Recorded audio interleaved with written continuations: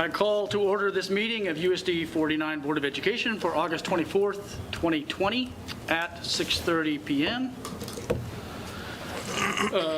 Within our usual meeting, we will have a budget hearing, but the first item on the agenda is to approve the agenda.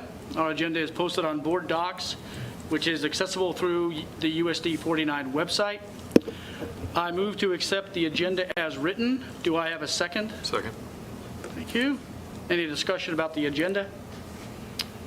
Okay, I'm going to call for a vote. All in favor say aye. Aye. Any opposed? Nope. So motion passes 6-0. Please vote electronically the same way. Okay, next item is the budget hearing. The 2020-2021 budget was posted in the Hayes Daily News on August 12th, 2020, along with a notice of a public hearing, which is tonight. The board will vote on the budget, but first I want to invite comments. If anyone would like to speak to the board about the budget, please do so. Come forward to the podium. Not everybody wants. Anyone?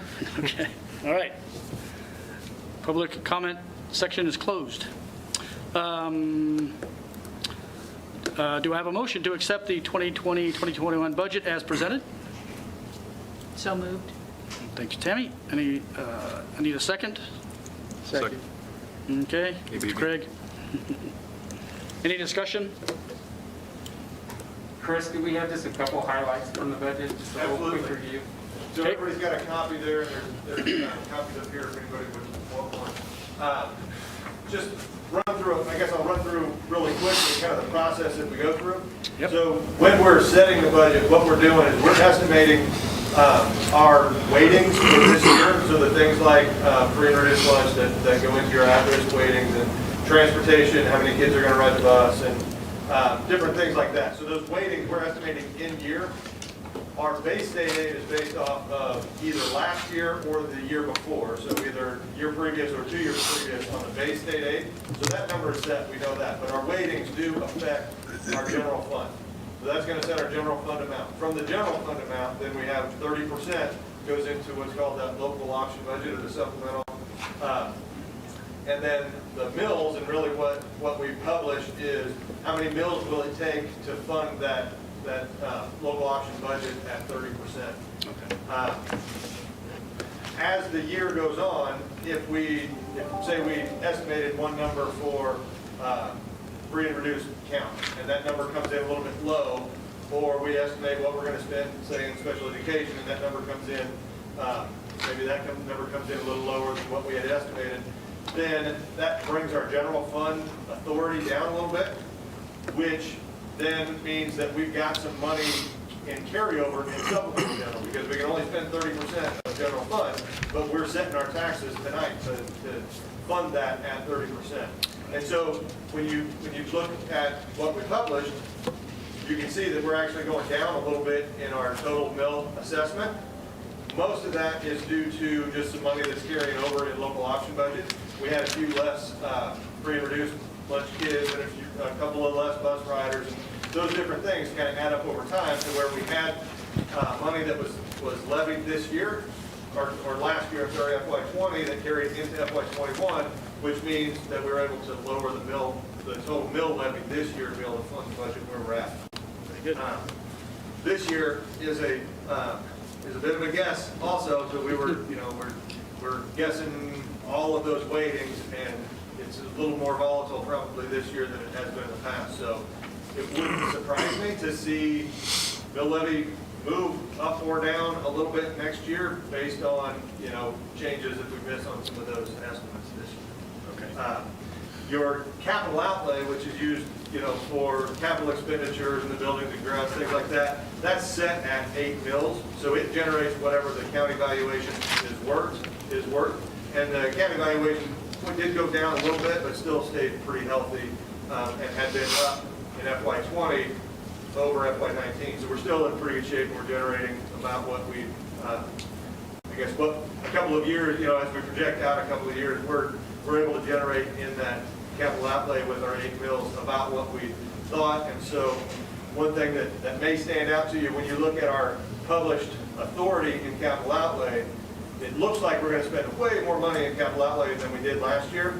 That's not the case. We'll end up carrying over probably about the same amount based on the 8 mils and the revenue coming in, barring anything unexpected. And that's why we publish high, is to have authority. So if, for instance, if the Roosevelt Heating and Air couldn't have waited and we had to do something last year mid-year, we would have had the authority to use some of the capital outlay reserve money that we have to go ahead and move forward with that project. And so we do the same thing this year, publishing higher based on the amount of money that we have, but really setting our internal budget to carry over about the same amount, depending on, you know, unexpected things as they go. That is, I guess that's kind of the nutshell. Be happy to stand for any questions or comments before Tim. I know it was a different year and you were able to really get started sooner and move right on through. I appreciate that. And hopefully next year it will work the same way that we can get the budget done. And if anything, if you can bring it to the board earlier just for review, I think that helped us. I think we were cramming a lot to look at the budget over the last few weeks just to try to make sense of it. And some of it's just because I'm new on the board. And a couple of comments. I was happy to, when you look at the percentages, like on instruction, student support services, and instructional support services, the percent stayed the same. The state was really pushing that we stay over that 60% mark, and we're still doing it, especially if you add all three of those line items together. So I'm glad to see we're not going to be called out for not hitting 60% of the budget. Appreciate that. I think historically, looking back, of course, this is the first one that I'm doing here at 49, but looking back historically, the district does a really good job of putting their money to kids and making sure that it's in the classroom.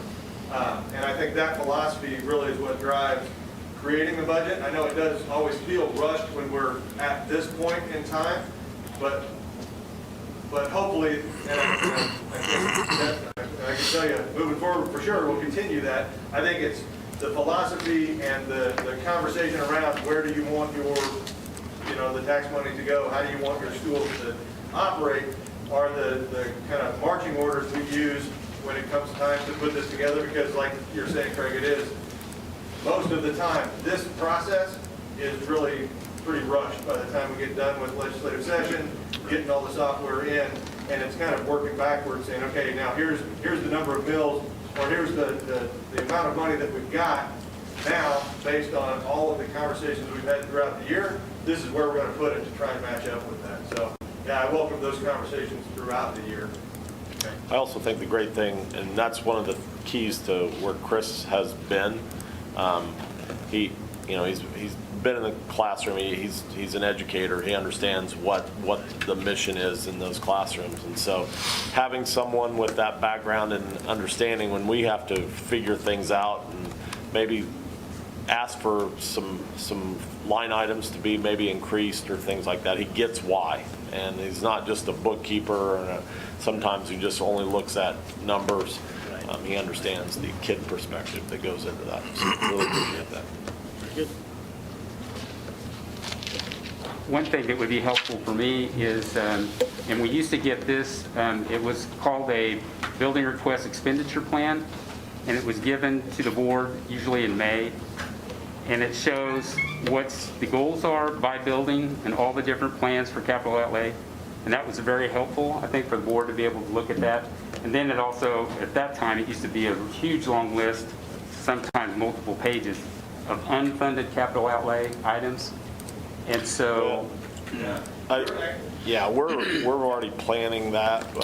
We'll probably have that's something. Oh, Rusty's not here. Rusty's not here. Yeah, we've been on a pretty regular basis putting together. So he brought that same I guess request or the history that, okay, here's what we've done in the past, and it's been.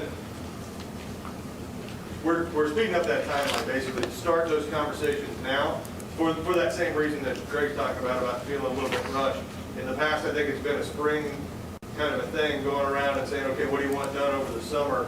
And we're really in the process of doing that right now, so that we can not only plan through this year, but then look out a couple of years of where are we headed. And he's worked really hard, and he's got his triage plan, but now we're taking that out to get ready to take that out once we get school up and running, meeting with the building principals and doing some facility tours and starting to put together, here's the things that are going to be funded, here's the things we'd like to be funded, here's the things that we need to do, but we don't have the money to do it right now. That'd be helpful, and that will give us information that when people ask us, what about this, what about that, and things, say, well, we know it's on the list, and there's a plan to take care of that. And so that information will be very helpful to us. And plus, we know if it's broken down by school, we'll know, are we leaving anybody out? Are we, as a board, are we looking at all the pieces? I know you guys are, and we appreciate that, but then that'll give us that information so we can look at it. So thank you. I do appreciate, by the way, the time that you spent with us, explaining budget to us as well. My understanding level became much better because of that. And I just appreciate your time and effort in doing that. Absolutely. Thank you. Yes, I'll echo those sentiments. You're doing a great job, and we really appreciate the team you put together, Ron. It's the information we're getting is much better than we've received in the past, I believe, and it is more understandable. So this is great. Okay, we have a motion on the floor and a second. We've had discussion. Let's go ahead and vote. All in favor of accepting the 2020-2021 budget as presented, please say aye. Aye. Any opposed? Anybody abstaining? Motion passes 6-0. Please vote electronically the same way. Okay, next is the consent agenda. The consent agenda includes board meeting minutes for August 10th, 2020, the Hayes Recreation Commission agenda for August 26th, and minutes from July 21st. Personnel transactions and financials. Let's get rolling here. Do I have a motion to approve the consent agenda? I move it. Okay, I have a motion. Do we have a second? Thank you, Lance. Okay, any discussion about the consent agenda? I just had one on the finances. I've talked to Chris about a couple of different items, and I still want to keep hitting on, we have a very large expenditure through one vendor this time, and I really hope and would hope that we would look at any local vendors. We've been with this vendor for, I believe, the last 6 or 7 years. I don't know if we've tried to see if there's any vendors out there locally that could and keep the money in town. So that would be my hope, that we could do that. Yep, good plan. Okay, I would like to recognize a few retirements from the personnel transactions section. Thomas Corner served with the district for 9 years as a bus driver, and Judy Corner served for 6 years as a bus monitor. Evelyn Junker served USD 49 for 36 years, mostly as a kitchen manager, or most recently as a kitchen manager for the Hayes Middle School. So working for 36 years with middle schoolers, I think that deserves a special note. So thank you very much for your service. I usually read a list of names of the new and returning employees, but we have 31 folks to recognize tonight, so I think I will simply leave you with this. Things are only impossible until they are not. Anyone know that quote? Captain Jean-Luc Picard from the Starship Enterprise. Okay, any more discussion? Mike, thanks for recognizing all the retirements. I just want to comment, I worked with Evelyn for 25 years and spent time with the kitchen and, well, all of our staff members, especially, she really made the middle school, Phil Spatial, being the cafeteria manager. She worked with kids, with teachers, with staff, and I just appreciate staying in that position for 25 years. So I wanted to recognize that. That's great. No, I appreciate you saying something. Okay, very good. I'm going to call for a vote. All those in favor of accepting the consent agenda, please say aye. Aye. Any opposed? Any abstaining? Okay, motion passes 6-0. Please vote electronically the same way.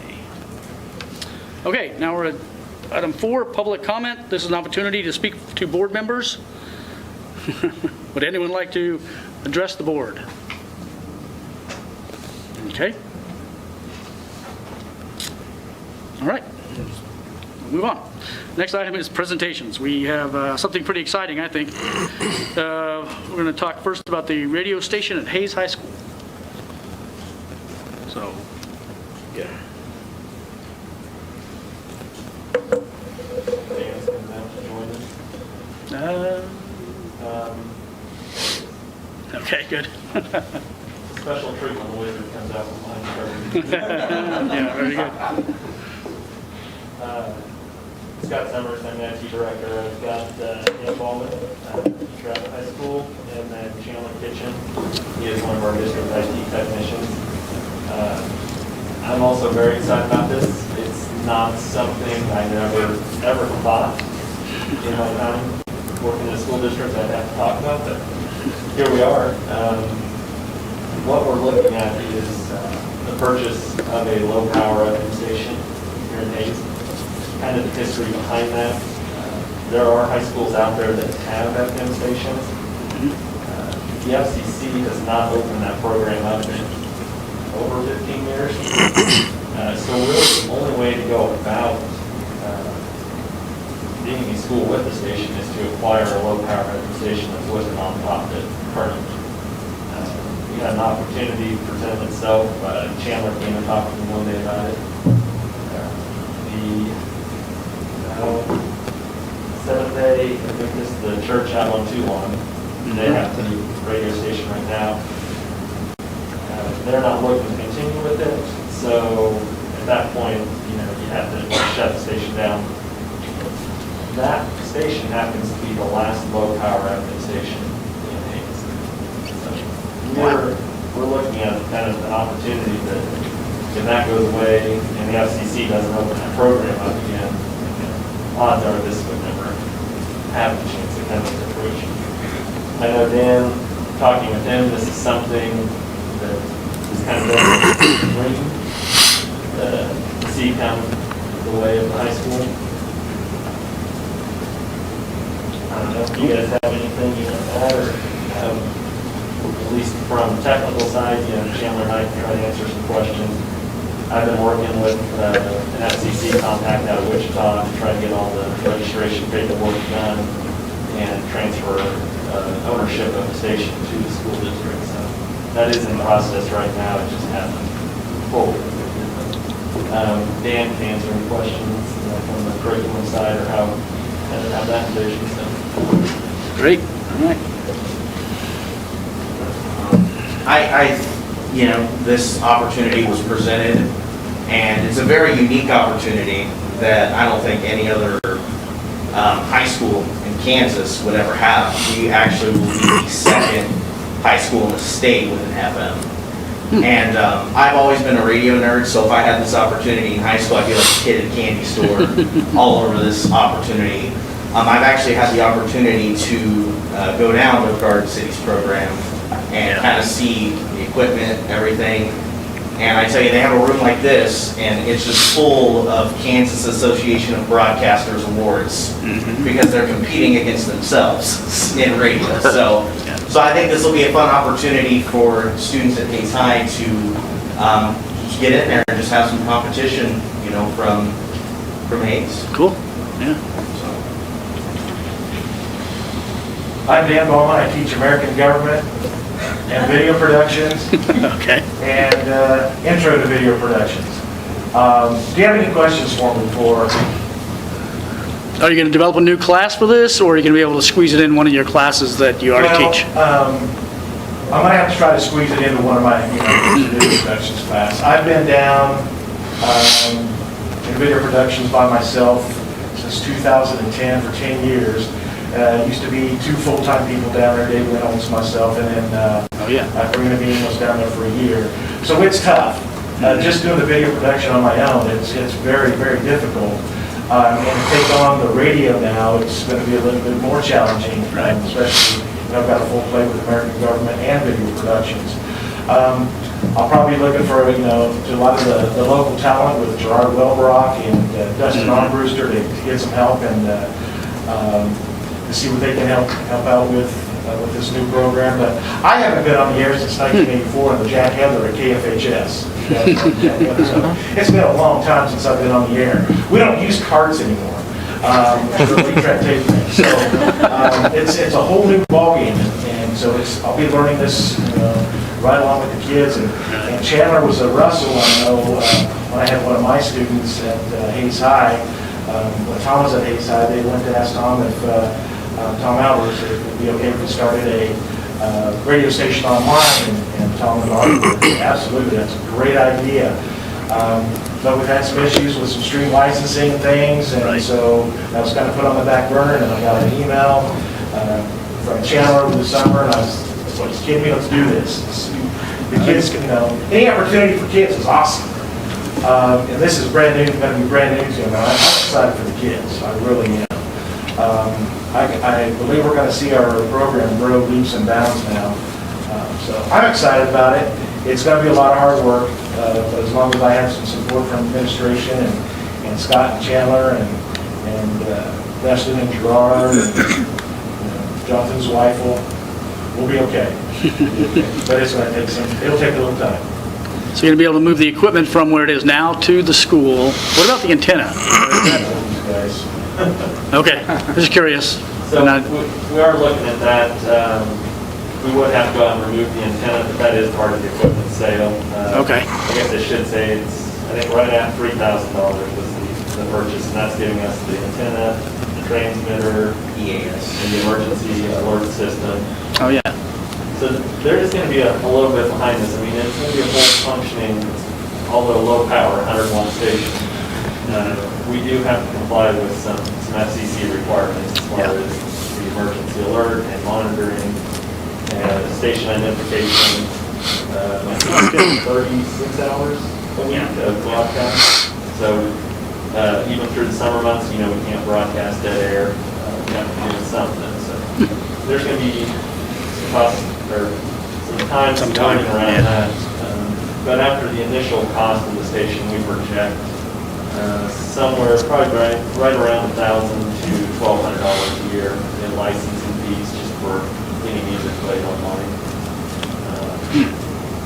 Obviously, with just getting started, I mean, it'd be tough, but do you foresee this going into I could see this being a full program where you have, salespeople that go out and could sell ads for the surrounding areas, and which would easily offset your licensing fees and stuff like that. And I think that could be huge in this area, and also, give the students a chance to really see both sides of the business. And there is already some advertising interest out there, so that'd be great to see that come around.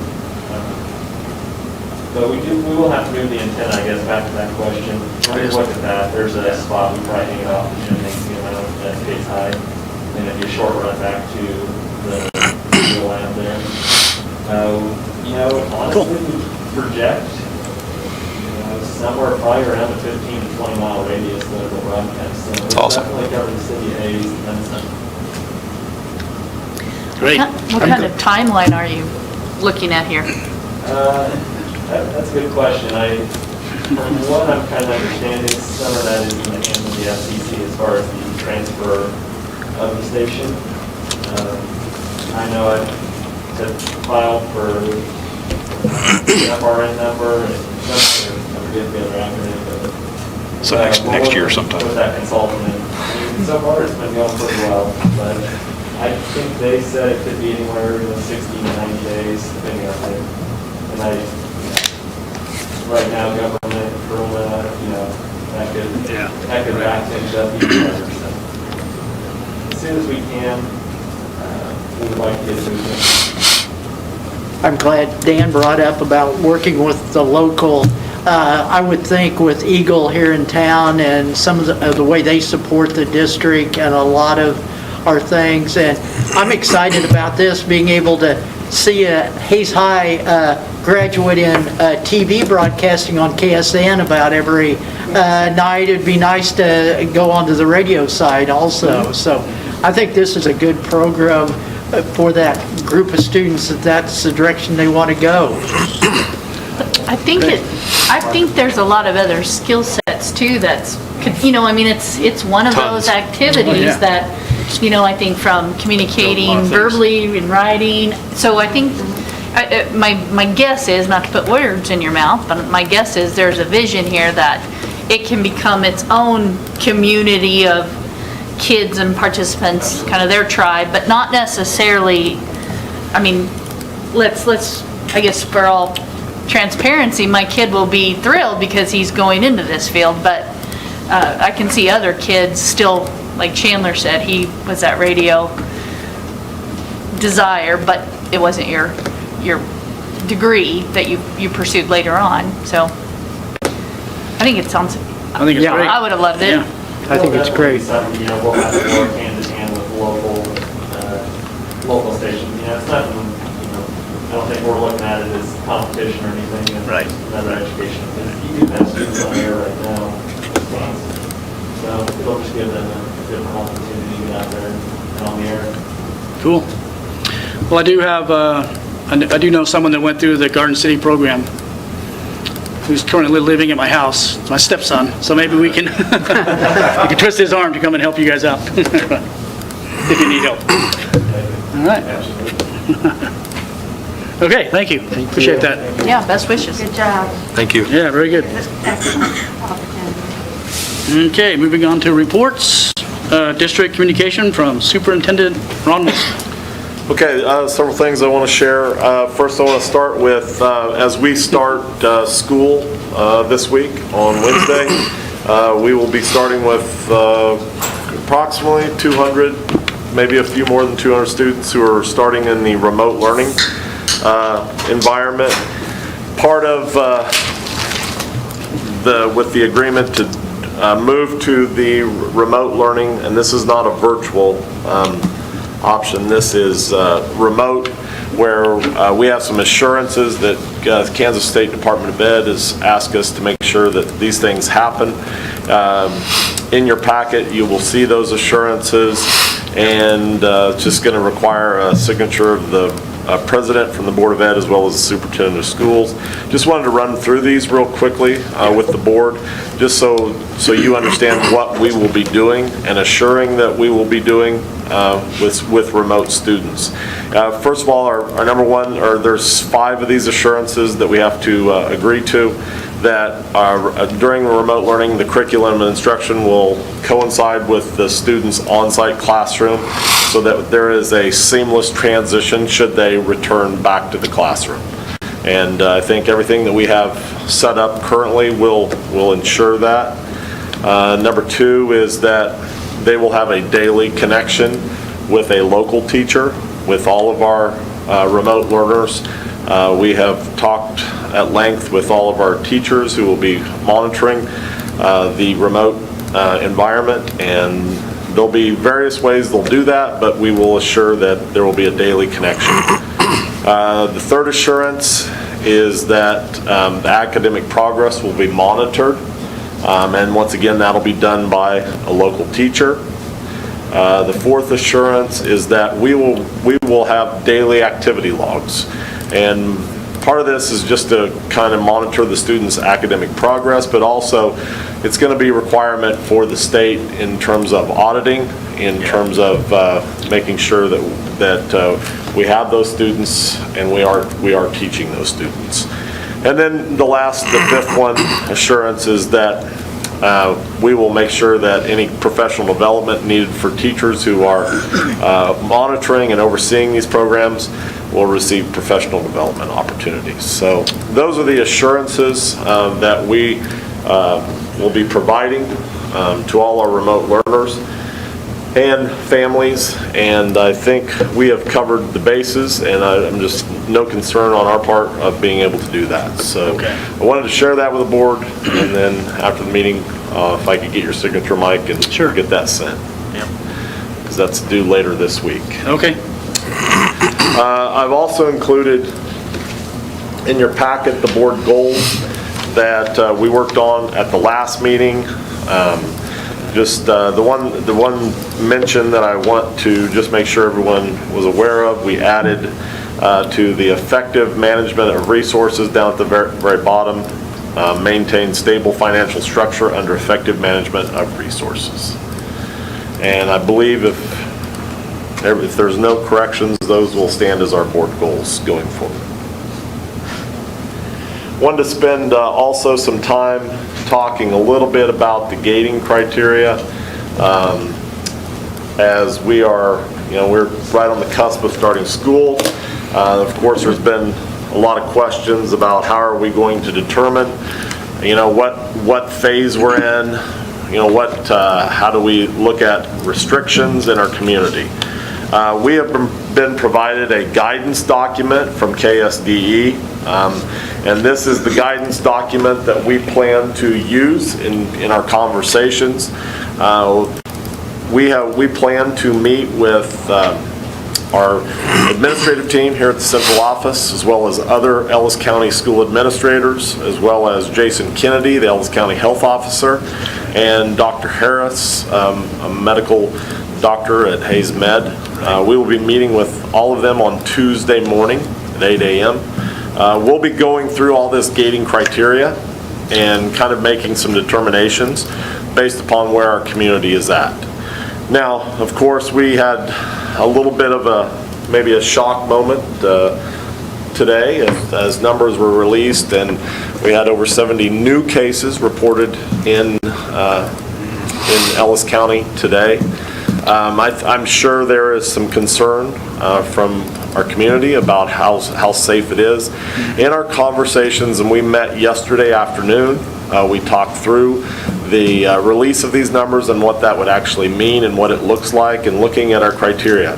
A lot of the numbers that you're seeing in these new cases are primarily from Fort Hays. I know it's not 100% coming from Fort Hays students, but prior to them coming to campus, they had the opportunity for a voluntary test.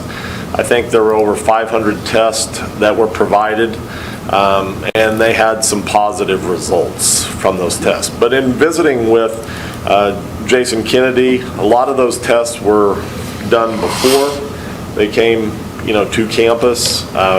So actually knowing, when they were positive, it's hard to actually determine. There is the possibility that, and he called it debris, can be left in the saliva from having had the virus, and it can kind of be just left over, and that can also give you a positive case. So we are concerned, but at the same time, the one thing that we determined through our conversations, that there was really no risk in us looking at starting this week. I have been visiting with staff this week, and one of the things that I've really harped on, or not harped on, but really tried to make sure everyone understood, we are going to have cases in our schools. It will happen. Now, we have a plan that we have developed over the last several months, and we worked very hard to make it a good plan. Once that we have those cases, if we have the opportunity to put our plan in place, I think we will be able to keep everyone safe and healthy, and I truly, expect that, because of all the layers of defense we will be employing as important in the school day. So, with that, some of the gating criteria that we'll be looking at on these Tuesday morning meetings, we'll be looking at student absenteeism. Although we'll also be looking at the 2-week county percent positive rate, case rate. We'll also be looking at the 2-week cumulative county incidence rate. We'll also be looking at our trend data. Are we trending up or are we trending down? And we'll also be looking at our local hospital capacity. In addition, we have been putting together our local information, and Chris has been putting together hopefully a chart that we can also keep our numbers on, and we'll look at staff absenteeism as well as going forward. We're going to have, now the thing is, all these different criteria, and the question is, well, how do you know when we move to a more restrictive environment? I think what we've learned is that, and this is a quote from Jason Kennedy, it is not all just a certain number that we can look at and say, oh, that's the number, when we get to that number, that when we move. He calls it a little bit of science and a little bit of art. You have to look at the numbers and understand what those numbers mean, but the art piece is what's the story behind all those numbers. And if you look at, if we were to score, our incidence rate going forward today with 70 new cases, plus we had some cases prior to that, we very well could be in the orange. But with understanding that a lot of those cases are due to students who were not in our community at the time they took the test. They took the test, sent the test in, and then came to our community. There's a lot of variables behind that. So I think each of these categories have various importance, but I do think some probably tend to weight a little stronger than others. Of course, student absenteeism is going to be important to us. We expect our student absenteeism to go up from what it has been in the past. So we'll be looking not just at data for this year, but we'll be going back last year to see where we were exactly a year ago in student absenteeism, and then look on top what we might be seeing. Our goal would be to have less than, no more than a 3% growth over last year. That would keep us in the green. If we go up to 6%, that's probably going to move us into the yellow, above last year. That's an important category. Also, we talked a little bit about staff. I have been saying over and over, the number one thing that I can see really being our dilemma is staffing, and having enough staff to adequately provide for the student instruction and all the support that requires to run a school. That will be a one that has a lot of weighting. If you look at one that maybe has less weighting, that county incidence rate, it's going to be very, very difficult for us to ever be in green on the, cases per 100,000 over the prior 2 weeks. Just almost going to be impossible for us to be green. Probably to be in yellow is our best case scenario.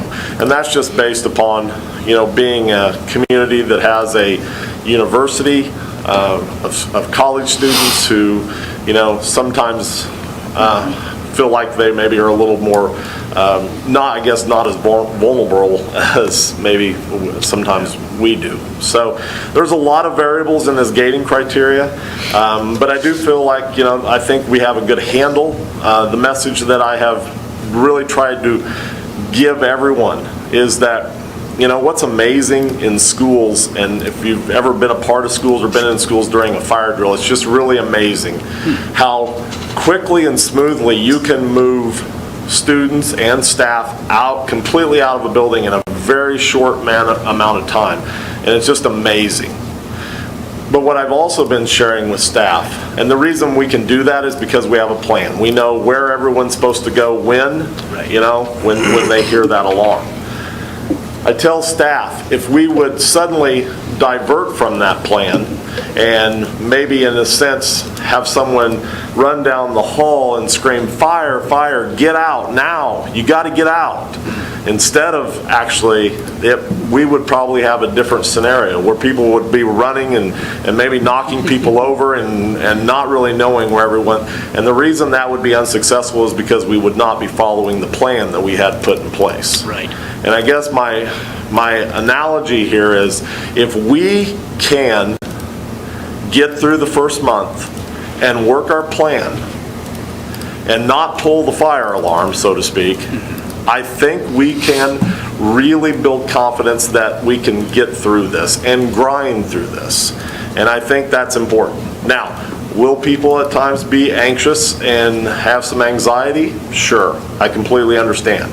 And our number one priority is to keep students and staff as safe and as healthy as possible.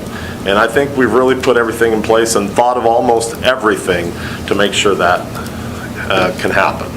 So I wanted to, bring the gating criteria to you so you understand a little bit about what our conversations will look like on Tuesday mornings.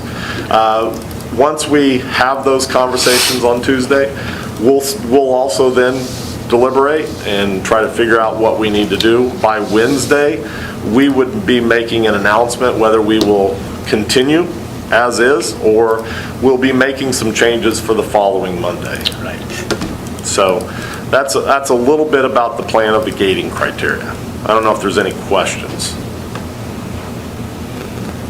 I know the feeling is out there after they read the numbers on Hayes Post today. I got some emails today wondering if it was going to be discussed tonight and what our plans were. One of the questions that was put in one of the emails, Fort Hayes has been very transparent in saying we've got 71 or however many students test positive at the university. They were questioning whether the school district was going to put out a number of how many positives the school district has between students and staff.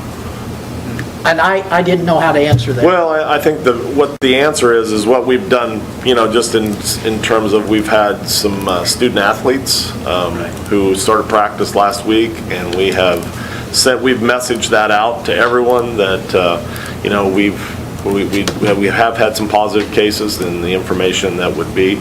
Should we have a positive case, we will message to to the people that are involved in that school or team that we've had a positive case, and these are the things that we would need for you to do to ensure everyone's health and safety.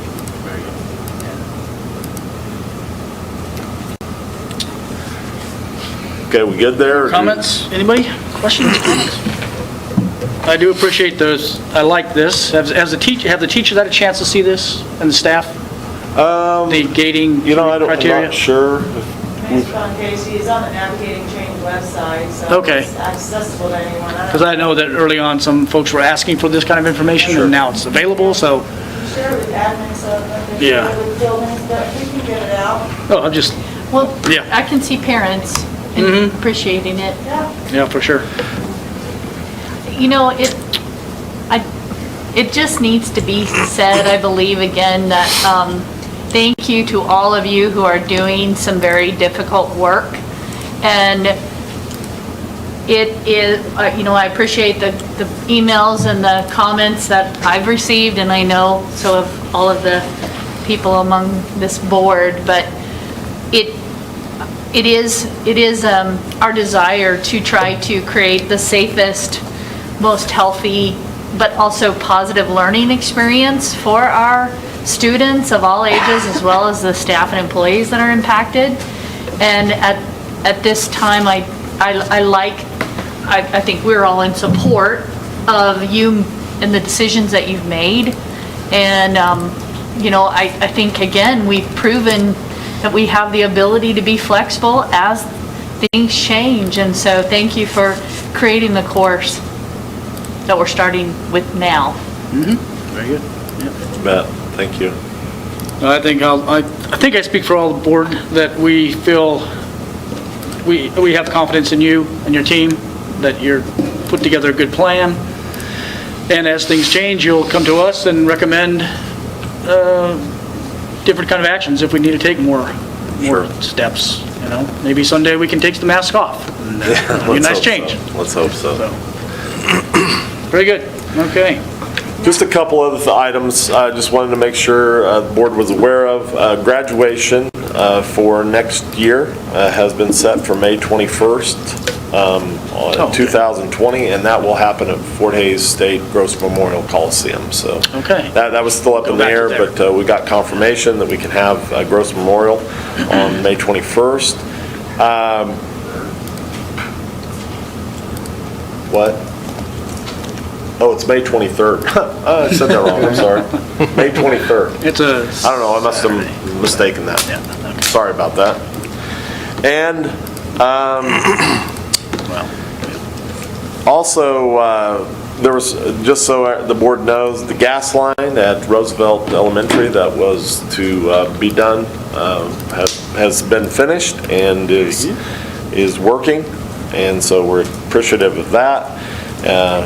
And just also a reminder that originally we were to do our next meeting at Hayes Middle, but due to all the precautions and restrictions, we will not be hosting those work study sessions at the schools. We'll host them here at the board room in visiting with Mike.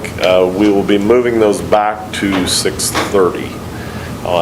September 14th. My hope is that someday we can get back to having meetings in the school. I think it's a positive thing, but for a while we won't be able to do that. So my rationale there, guys, was that since the purpose of going at noon was to be able to interact with the kids in the schools, and since we can't do that, generally I think evening meetings might be easier for us, so that's why I went back to 6:30. But we can discuss it if there's objections to do that. Okay, good.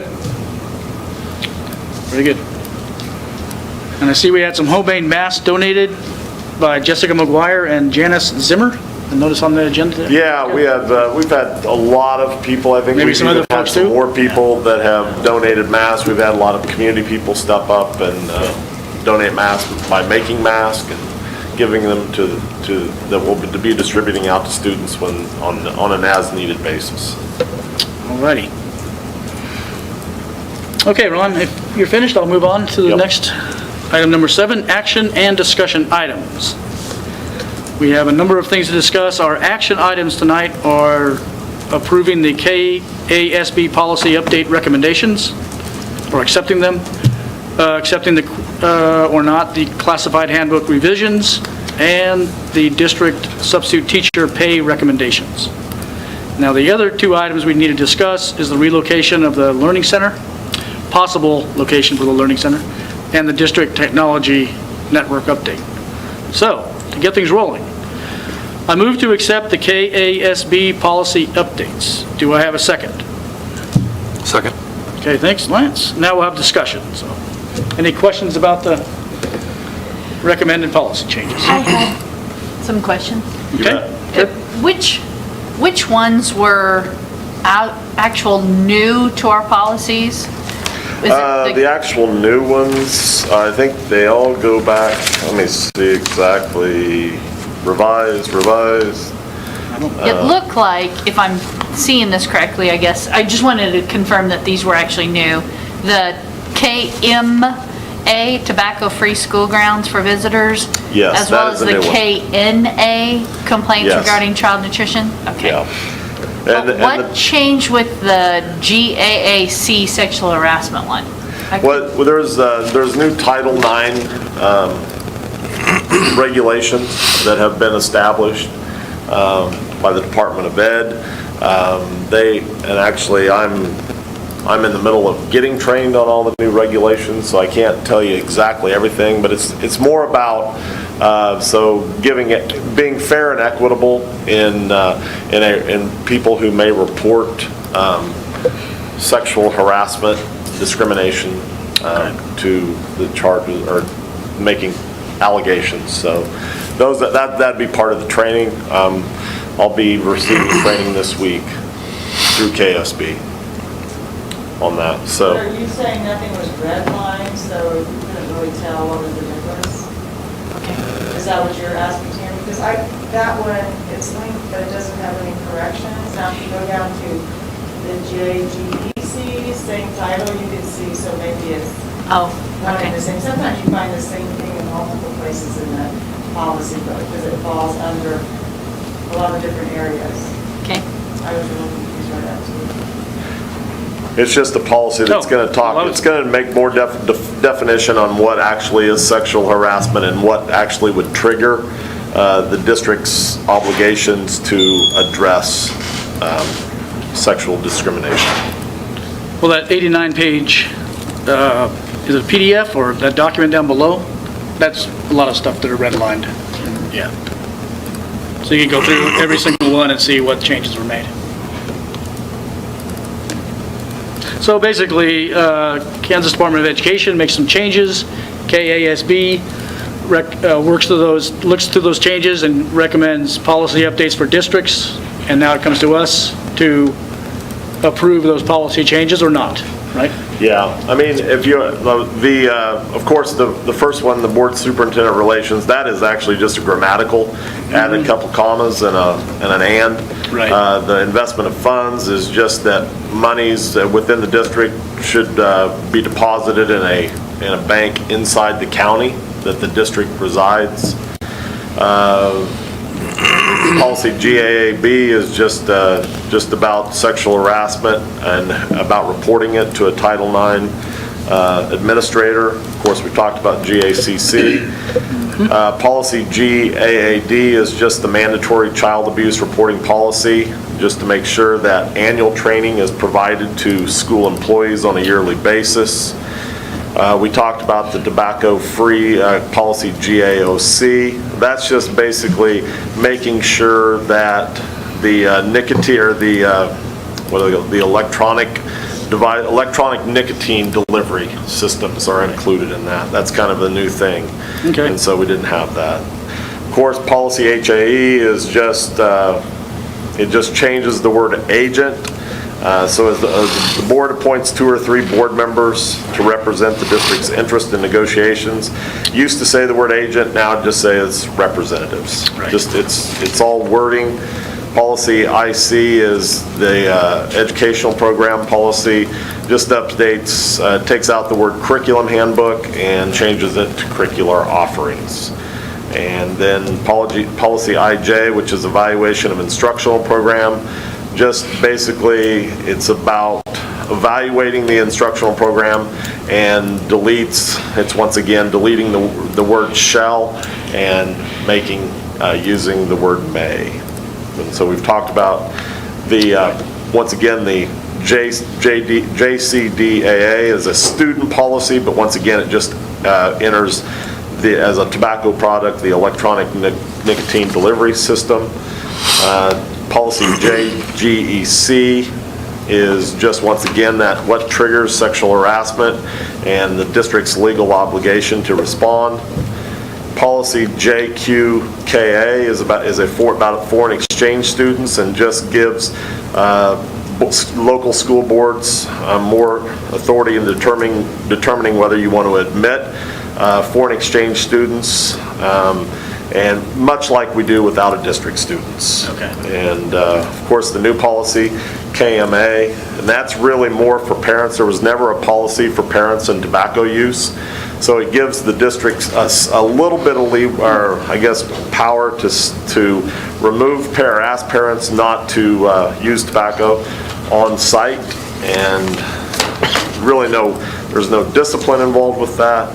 And then, the policy KN is just about, once again, reporting to the Title IX coordinator about sexual harassment. And then the policy KNA is just, if we're going to participate in the federal lunch program, we have to have a non-discrimination policy. So that's a quick rundown of all the policies. I don't really see anything in there that we would not have the ability to, agree with. But Okay. once again, that's. Sounds good. I didn't know if you had, Mr. Jeter, do you go through these recommended policies that the School Board I do. Association recommends? I do. And most of them, they're either KSB or Kansas Department of Ed directives, or maybe a change in federal law.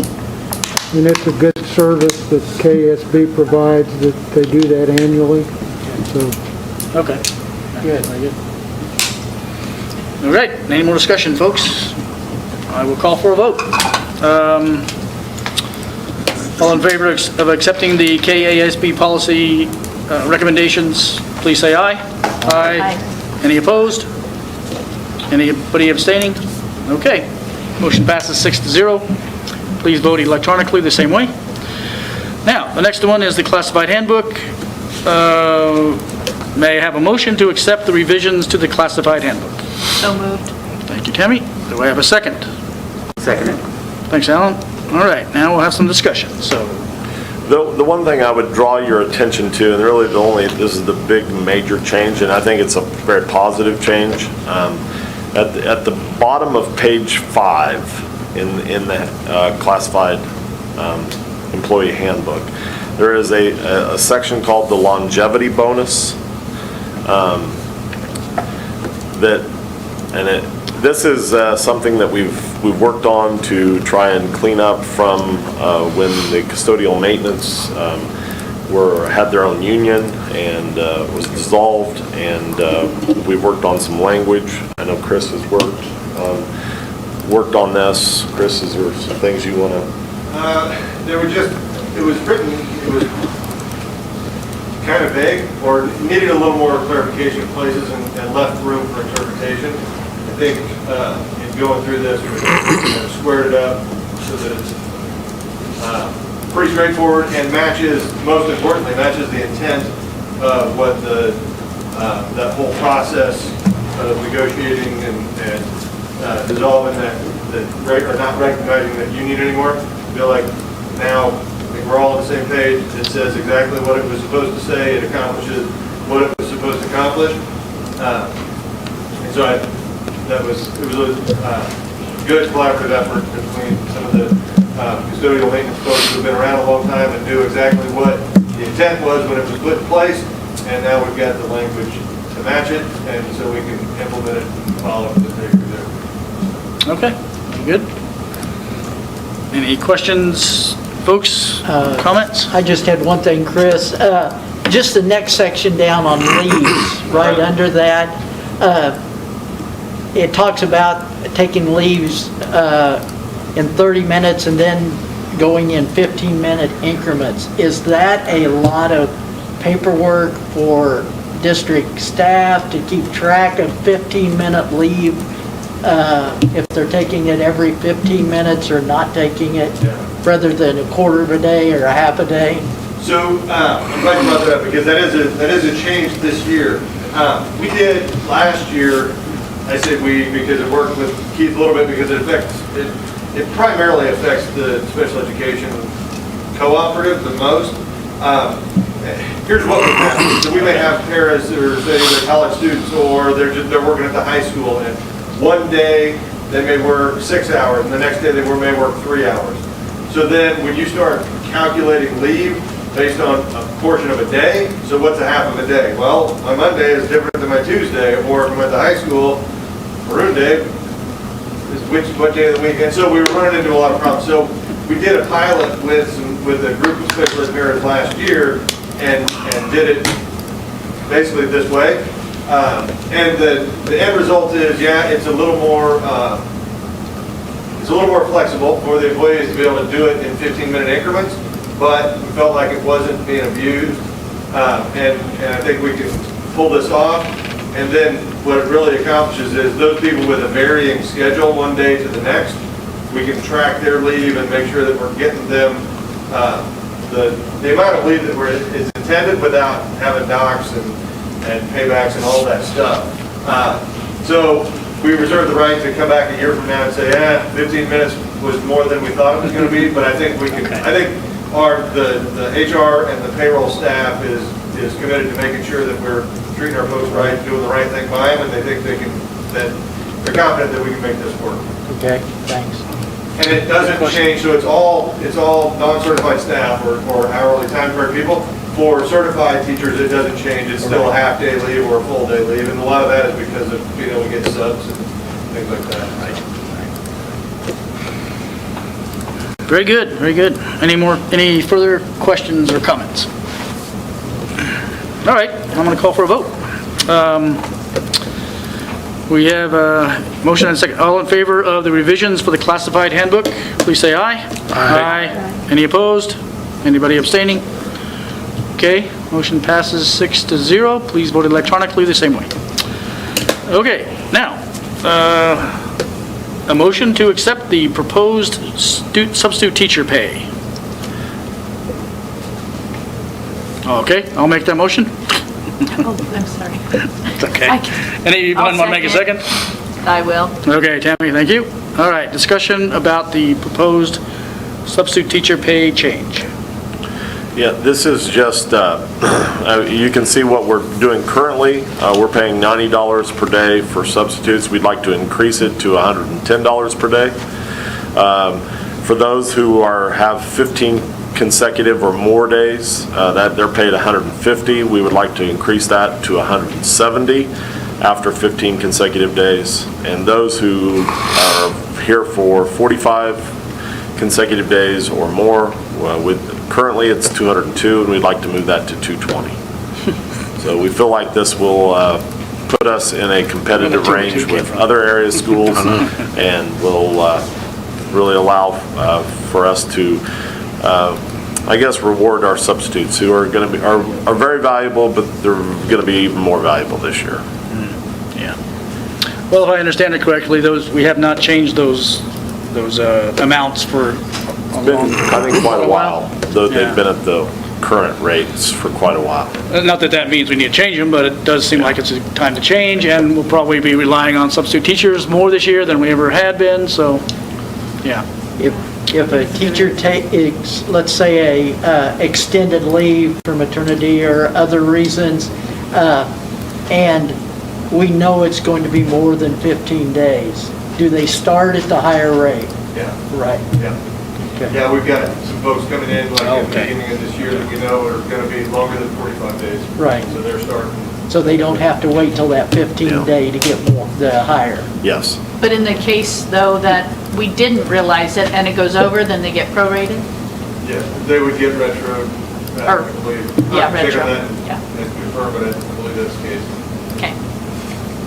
So do you know of any like retired educators willing to sub or people with the 60 hours of college credit, emergency sub? We are looking for subs and other positions. We do have some vacancies in different para classified positions. So that just makes it even more difficult to get started when you're short staffed. So from anyone who might be interested in listening out there to check our employment tab on our District 49 site. Very good, yes, yes. 48 students. We need people.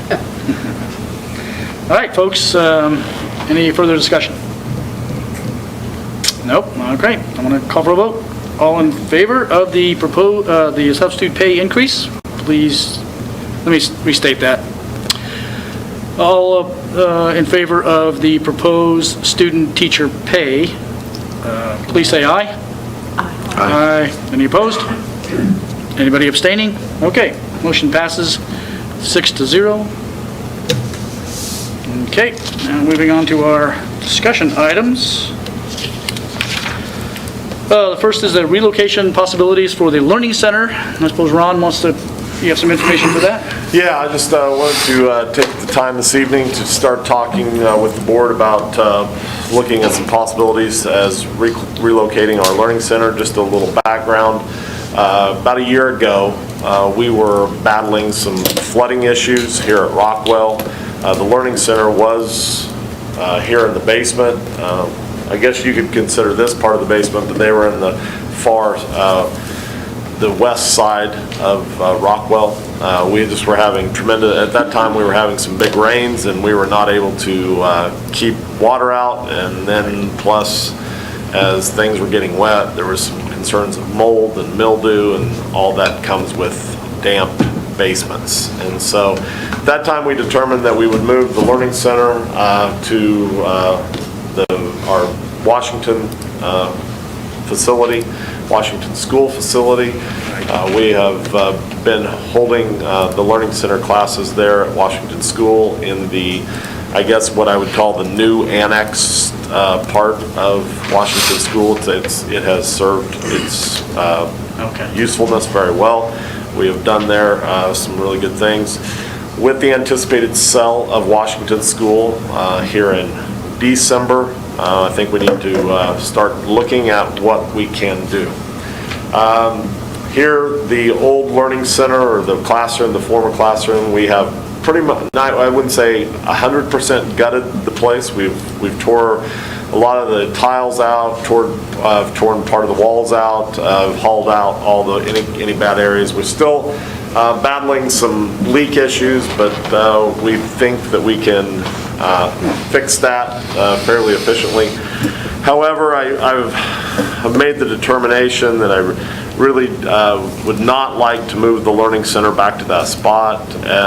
Not that it didn't serve its time well here, for over 20 years, but I just think it's not probably the best learning environment. It's kind of a dark, dingy area of Rockwell. I think maybe we could create a better space for our students in terms of just some more sunlight and maybe making it a little more appealing. So we do have a place here at Rockwell that I think in coordination or combination with another move, I think would make a lot of logical sense. Helping Hands is a program out at Hayes High that is actually located here at Rockwell, and I don't know if everyone knew that. Everyone on the board knew that. They come here for their classes, and they produce some really good cookies and cakes and all kinds of goodies in a kitchen that is just off of our maintenance area over in Rockwell. And the kitchen is a very nice commercial sized kitchen. Has lots of nice equipment, and it's a really great space. What I'd like to recommend is that we move Helping Hands to a location with looking at possibly building a space out at Hayes High. And this is an interesting thing about Hayes High, would be the south end of Hayes High is kind of a metal building attachment for the vocational wing. What we would be looking at is adding on in some area, and we've got several options, but adding on a metal building similar to what's already there at Hayes High. That would be a commercial kitchen. It would be way more useful than being 10, 12 minutes away from Hayes High. They would just be able to go down the hallway and be able to do their work in the classroom. Wouldn't be spending 10 to 15 minutes, maybe even 20 minutes on a bus, and would just save them a lot of time. Plus, then it opens up this classroom here that eventually, once we get everything done, we would be able to move the Learning Center back into the space here at Rockwell that Helping Hands currently is at. I think, we've thought a lot of options. We've thought a lot about it. I think this presents some really good, kind of serves us in getting the Learning Center back to a better spot. Also serves Helping Hands in terms of being closer to the site that all those students attend, and makes it way more useful. In the short term, I mean, this project really, what we're looking at is, for anything, we're still a year away from being able to even consider doing something like this. But in the short term, if you're looking at the closing of Washington, the sale on the Washington building will happen in December. We would have to be out for the start of second semester in January. We have looked at some local options here around town.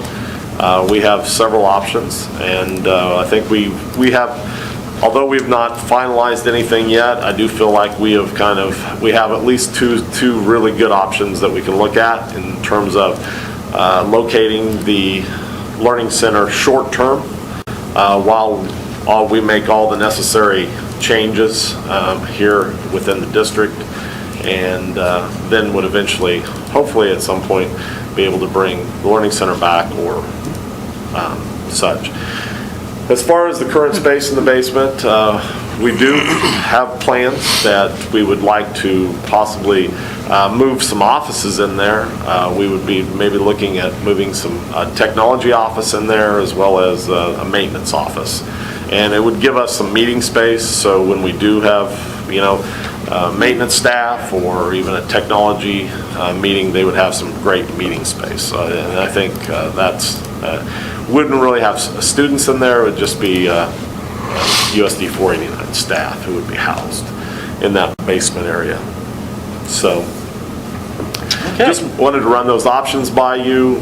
We don't really have any definites yet. Well, I mean, if we would be wanting to do anything like this, we'll be coming back with some, of course, there'd be some things where we'd have to, get some ideas on what we were looking at as far as cost. We do have some initial, what it would possibly take to build a classroom out at Hayes High. Of some initial, I guess, cost estimates that we feel like are pretty accurate in terms of what we could do out there. Okay. So, I don't know, any questions on any of that?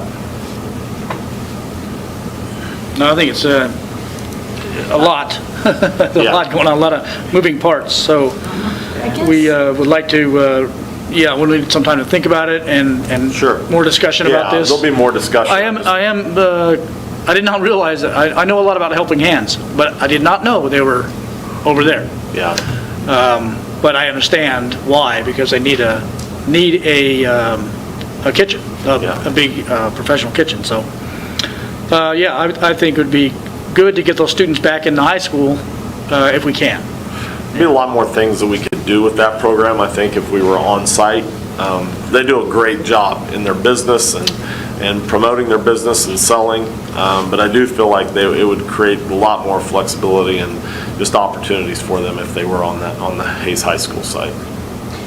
I have a question just about, you talk about the Rockwell building here having that water leakage, and has it been tested though for the mold and the different types of mold? Yeah, we've done some testing in there, and we have torn out anything that would maybe have been considered mold. Anytime I would be glad to give you a tour of it. It's pretty rough looking right now because it's kind of been, like I said, probably about 80% gutted at this point. So I don't think there's any concern going forward. Once we can get everything officially plugged up, I think, and if we can get some things put back in, I think it'll be a good facility for staff. I know from just following the long-range facility planning that the district has done over the years, there's been kind of a resistance to put much capital outlay money back into this building because there's been a lot of talk of not having this as part of the school district if we were looking at a bond issue or moving forward. So that'd be one thing I think we need to think about. And I'm probably a little different. I've probably brought a different perspective than what has previously been thought of. To be honest with you, I see us in Rockwell for, I don't see us leaving for a while because there's just too many needs, and this building does have some flaws, but at the same time it does serve us in a lot of ways. It gives us adequate space in a lot of ways. So that's probably maybe, and I've had some conversations with Rusty about some things that we have done just recently in the last year in terms of making this kind of fixing up some areas maybe that have been overlooked in the past because of that thinking, that maybe this facility is not. But I truly believe that we're going to be here for a while at Rockwell, and we have to kind of shore up some of our leaks and faults, and that doesn't mean that we still don't have a plan for going forward with some things in the future, but I think in the short term, we have, this is an office and we have people in here and we just got to make sure it's taken care of. Now, the Learning Center is located in Washington right now? Yes, Washington School. Washington School. And where were you thinking that the Learning Center was going to be located at next? Well, in the long term, the goal is to move them to where Helping Hands is Right. currently. Right. But that's the long term. The short term would be looking at one of our options around town at some of the spaces that are for lease for short periods of time. And we're still working on that, still trying to find our best options, but that would be a short-term option. Okay, got it. Okay. Well, I think with any big project, the board's concern is making sure that we use our funding, our money wisely and planning for the future. And so I think we need to look at this plan. It might be the best use for our money because we're doing a lot of things. On the other hand, we might need to decide whether or not we need to make this change. So I think the board will need to discuss this a bit more. Yeah, we're not asking for any action. Right. This is just a start of a discussion that we are looking at options, and we'll be coming to you with something probably a little more concrete in terms of A and B and C and D and what that would look like. But this is just an initial conversation to start the dialogue and. Yeah, well, I do understand that, and we do understand that we need to move out of Washington at some point, and so we can't stay there. Yes. And I agree that putting the students back, putting that program back where it was would just be a mistake because those rooms are not, well, they've been gutted, as you mentioned, so. Okay. Any other comments, guys? Okay. And we will be discussing next month the sale of Washington. Yeah, we'll be bringing to you, I talked to Bill today, we'll be bringing the resolution to you to look at, just to first read, and then we'll be looking at having you take action in October, the following month. Oh, okay. Yeah. All right, moving on. The District Technology Network Update.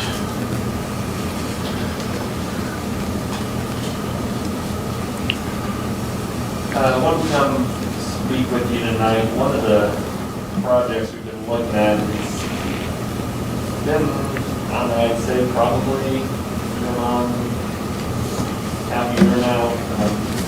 Just kind of looking at an update to our data center.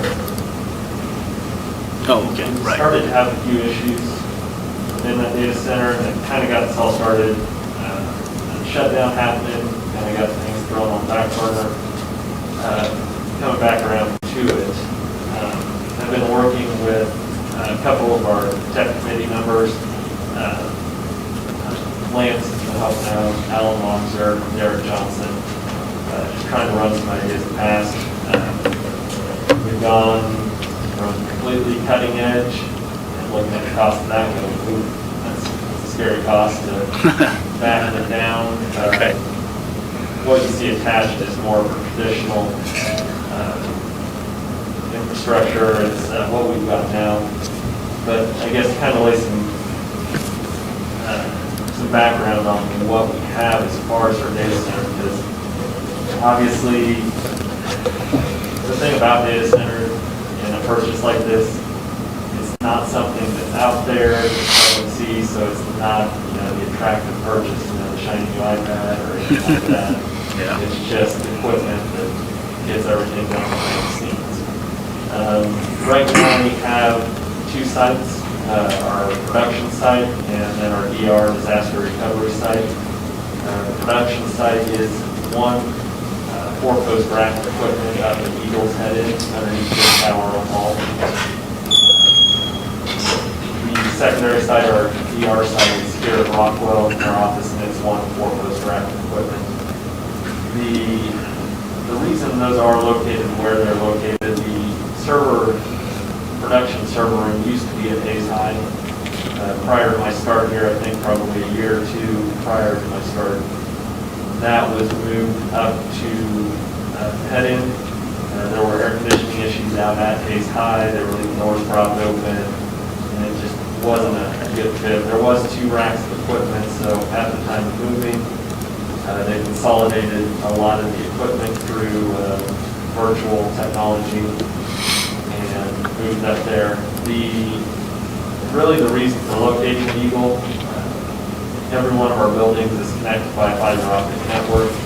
All of that fiber aggregates at Eagle's head-in, so it just made sense. We've got to put a firewall and switch there anyway. Just having the data center there, it's one less hop, back to a building that we have to run. A few years into my time here, we switched that up. We weren't paying for that space. Eagle was providing that to us. We were very appreciative of that. I was a little nervous on that because, Eagle was them growing. I could see, somewhere down the road, them need for space. Right. I just want to make sure that we were covered, weren't going to get kicked to the curb someday. Not saying that they would do that, but just having that covered. We did end up working an agreement, paying a monthly rental for that rack space up there. I think it's somewhere right around, say $900 a month is what we pay for space up there, and that does provide power, air conditioning, and generator backup. Okay. What you see attached tonight is refreshing all of that equipment, both at the production site and PR. What's not here, and what I'm kind of looking at, is the possibility of bringing the servers back on site. Like I said, not that I'm not appreciative of what Eagle's provided. That may be where we want to end up still. But just looking at the option, if there is a bring it back here, just from a accessibility standpoint, because if something does go down right now, you've got to call and schedule access to it. Oh, right. They've worked with us on every occasion, but if it goes down after hours, we've got to wait for our on-call technician to come in and let us in. Just looking at different options there. What you see here as far as the production side and the DR side, the equipment at those consists of really 3 tiers: the compute, the storage, and the backup. Compute power is done through VMware, and that's where all of our virtual machines reside. Right now we run 3 VM hosts, 2 at Eagle, 1 here, and that provides the redundancy if you were to lose one site. Right now we can really run on 2 servers. We can run down to 1, but we've got to trim some running services to do that. What's being proposed here is 2 VMs at each site, so it would be a full redundant setup. We wouldn't have to cut services in the event that we would need to fail over at the backup site. It doesn't include a compelling storage array at both sites. Right now we're using escapes me what it is right now. But it's a similar storage array. A lot of people have that storage array. And then backup appliances, we're currently using data domains, and that will be switched over to an IDPA product. Once again, it's a similar product to what we have. It's just refreshing all that equipment. Most of it was put in, we put in some since I've been here, but most of it was put in prior to my start, probably in that 2014 timeframe. Okay. It does include installation with it. I'm trying right now to get a breakdown on that cost, $10,000. That includes, I guess if they've raised it, the cradle to grave install. They'll come in, help us. We are responsible for racking the equipment past that. We would have assistance from both Eagle and Salina and Dell themselves in configuring the equipment and transitioning over. And it did just strike me that I should probably make a clarification. What you're seeing here, Eagle Technologies, is a company out of Salina that's not affiliated with Eagle here in Ames. No, okay. Two different companies. So that would, there would be the help there in getting it up and going. It does include some switching at both sites, as far as putting a 10 gig switch in. That's just for interconnectivity between that new equipment. That's not addressing anything network-wise on a more global scape of the district. That's another conversation, for a few more years down the road. Back to that. It does include our VMware, which is virtual technology.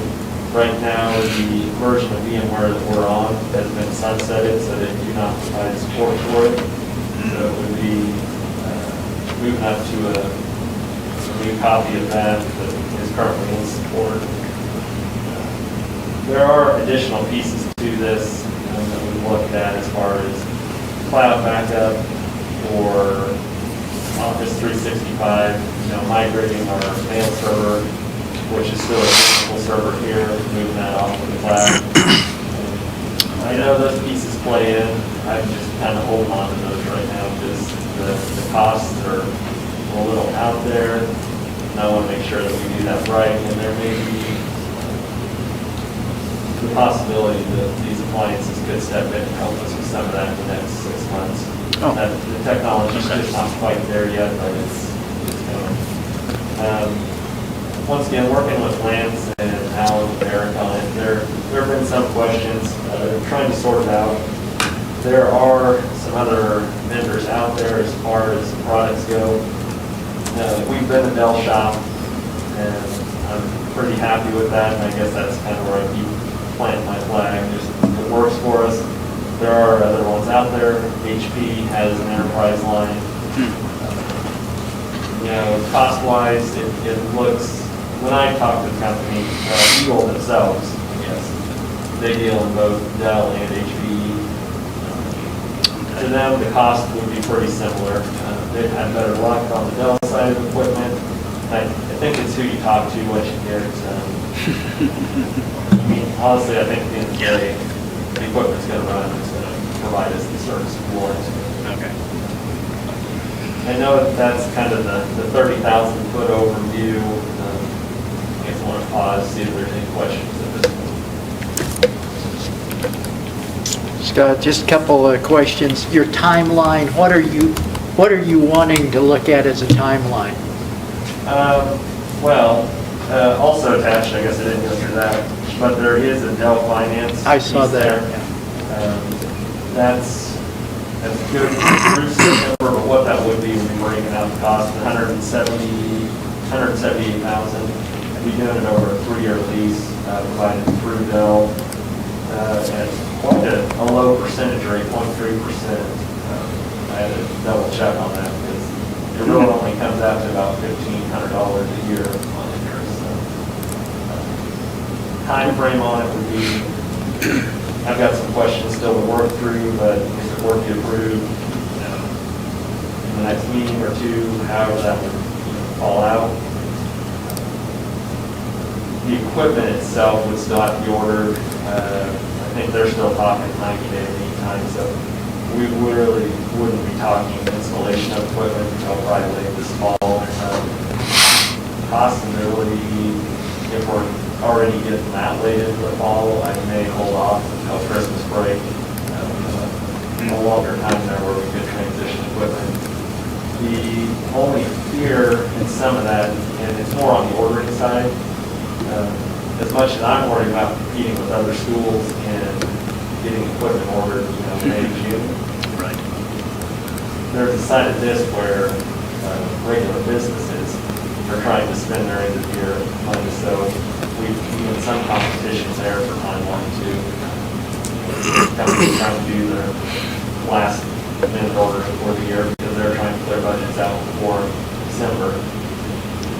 That would be probably the only pickup that we may run into timeline-wise, but eventually still getting it all done this fall. And really, I guess coming back to the push on it, the VM equipment that we're running now, those servers were put in 2014. all three boxes are showing errors. Right now, they're correctable errors. So what we have to do, we have 3 hosts. We'll transition off whatever host has errors and move that off to one of the other 2 boxes. Physically have to shut that host down, de-rack it, open it, full memory, and reverse everything, re-rack it, restart it, and move everything back over. The end user sees none of that, and that is probably the most glorious piece of VMware, or just virtual machines in general. I can move them in lifetime, and the end user never knows. But I know that we're starting to have those errors, and they're still correctable right now. I just don't want to back us into a corner where we do lose a host, now all of a sudden we're down to 2 hosts. What do? We can still run on 2, but it just puts us in an uncomfortable spot of what happens when one of those errors. Scott, I know you've had a technology plan for replacing the hardware and buildings and different things. Has this been part of the technology plan where this would fit in? It has. It's been more, it's honestly been looked at more as a piece by piece. But as I started having this conversation about replacing the VM host, then we talked, well, storage rolls into that. And in talking with Dell, it's never, I guess, a real comfortable thing to talk about a 4-foot upgrade, especially mid-school year. But if we're going to do it, kind of getting all the pieces to play together, it's the time to do it. Because you may end up running into a scenario where you bought the server, and now all of a sudden, you've got a plan. Honestly, my plan was to put equal logic arrays back in, and then I call Dell and I find out they retired the equipment for the 3rd time. It's just been that good that they bring it back, and then they retire it, bring it back. So about the time I think I get a handle on some plan like that, equipment changes. So kind of tying it all together at one point. Yeah, it's a bigger number. That's where I was hoping the leasing kind of split out, keep it in the budget that we were roughly. Very good.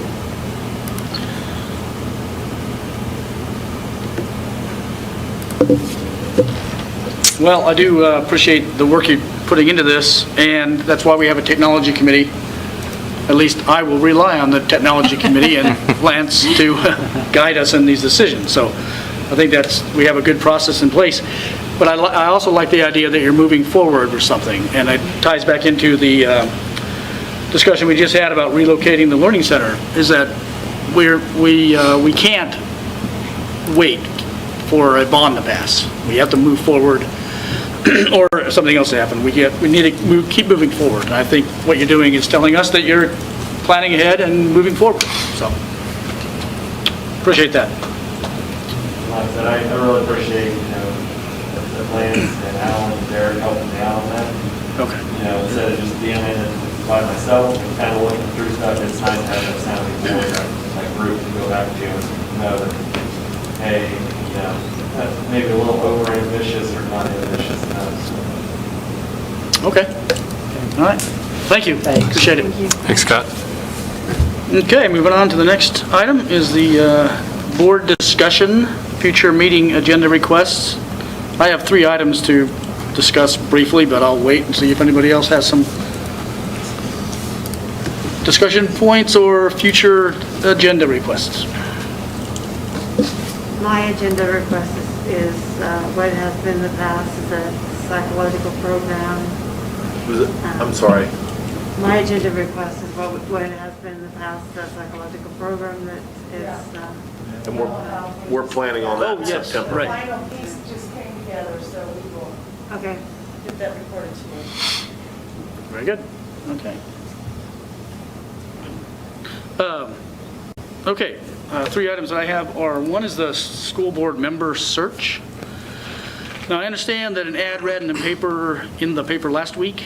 I have to admit that I didn't see it, so did anybody else see that ad that was in the classified section of the newspaper for our board member? Want to read the newspaper? Okay, well, I guess we'll trust that it was out there. I know you sent it in, Jess. I'm not questioning you, but I didn't see it in the paper myself, but maybe I missed it. Did it run one day? I thought it ran 5 days. On that same note, I'm afraid there's some people out in the community that might not have seen it also. So I'm not sure if we can get it publicized another way, that we're searching for a board member also. And I'm not looking directly at Hayes Post, but we can use all the help. Well, I mean, the thing is, there's a requirement that we have to Yes. Right. advertise Right. in the news, but that doesn't mean that's the only place that we Right. can put the advertisement, so. We have received one application so far. Okay. So, Let's think about putting it on our website somewhere. That way people can can do access it that. there. Because we don't want people to feel like we don't want people to miss it if they're looking for it. Right. So let's please put it on the website. It looks like we're still okay, time-wise, if we get it out, because it was in the paper, we met our requirement, and now if we put it on our website, it still should give people time to, so we can interview applicants on September 28th, as we already planned to do. So, good. All right. Sarah Watson, just reminding me, we get some chamber inserts on newsletters as part of our membership, so that one's going to run September 1st, just because it gets a lot of Okay. people. Oh, yeah. So Great. That might be a way for the others to spread as well. Good, thanks. just be careful what you wish for. You don't want 100 candidates. That's the other thing. I know, that's right. Well, I've been contacted by 2 people, so I think at least we'll have 2, you know. It's a good thing Sarah was in the room to remind us about the newsletter, is that right? Okay, good. The second is, one of our responsibilities as a board is to evaluate the superintendent. We do this once a semester for a couple of years and then once a year. And our next one's coming up in October. So I'll be reaching out to board members next month to do a little survey, and then I'll work up the report like we did last time. Now, I forgot to do something. We did our last evaluation in May. I did provide a copy of the report that we all looked at on May 28th, but I don't think I ever let you know that I did that. So I did provide the report to Ron. We meet about once a week, and we talk about district issues, and part of our discussion was the evaluation and evaluation issues. Just want to let the public know that the evaluation was very positive, and that I am pleased that many of the areas that we saw needed some improvement, Ron is working on those. So that's my little report. So, third item is, do you have something? Mike, when is the 60th day? Well, I don't know, because we started on the 20, You know, we haven't recalculated this. We usually send them for teachers if you want to know what they are, and I'll let you know as well, to be consistent. That's up to you, unless you want to use July, because it's different. well, we do need to do by the 60th day, so. Well, it should be Should- completed by the 60th, and I think the conference with the superintendent should be within 5 school days of the 60th day. Okay, So we might look at that and see when 2 that might months be, so we from can the start of school. follow that Well, guideline. it's September, October. Yeah, 5 school days. yeah, let me know, that's fine. It's really, 60th days of the semester. I'm not really worried about this, we do it and we'll get it done. It'd be no big deal. 60th school I'll make sure it gets done, I'll reach out to you. of the semester. Third item, folks, is that I've asked the administration to look into possibilities of replacing our chairs in the room. Because these things are just not working out for us very well. We've had them forever. So maybe find out if we can fix these chairs, or we find out what it would cost to replace them. I want to make it known, of course, that this room is used all the time. It's not just used every other week for a board meeting. And these chairs get used by many more people than just us. So, and as a board, we'll decide if we want to purchase chairs. I'm just asking the superintendent to go look and see what's out there. And if we decide as a board that we don't want to spend the money on that, cool. If we decide that we can do so and be responsible and provide good chairs for not only board members, but everybody else who uses this room for training, et cetera, then we'll vote on that, so. Okay. Those are my 3 items. Now, we need to move to executive session. We have 3 issues to discuss. One deals with personnel matters. One is employer-employee negotiations issue, and the other deals with real property. So, I'll go ahead and move for the first one. I move to enter into executive session pursuant to the Kansas Open Meetings Act for the purposes of discussing matters relating to non-elected personnel. The open meeting will resume in this board meeting at, how much time are we going to need? I would say 15 minutes. Okay. We will, 5, 10, 15. I'm going to say 8:30 so people can have a restroom break if they need to. Or whatever else. You don't have to use the restroom. In addition to the board, the superintendent, the assistant superintendent, director of curriculum, and the assistant superintendent of business services, and do we want Kyle in the room too? Kyle, Sure. director of special education, and the board attorney are invited to attend. Do I have a second for my motion? Second. Thanks, Lance. Any more discussion or any discussion at all? Okay. All in favor of moving into executive session for item number 1, please say aye. Aye. Any opposed? Anybody abstaining? No. Okay. Vote electronically the same way, please. So, I would also. Do you wanna stay here? Let's stay here because of the multiple Yeah. times that we have Okay. to make motions. So it'll be much easier if we can stay in this room. okay. Do we need to turn off cameras or microphone? Yeah, we got 5 minutes though before we start because Do you want any of the public to know that will there be any action after the Oh, good point. executive sessions? Public, we will not do, we're going to handle these 3 executive sessions, then that's the end of the meeting, so. Thank you for coming.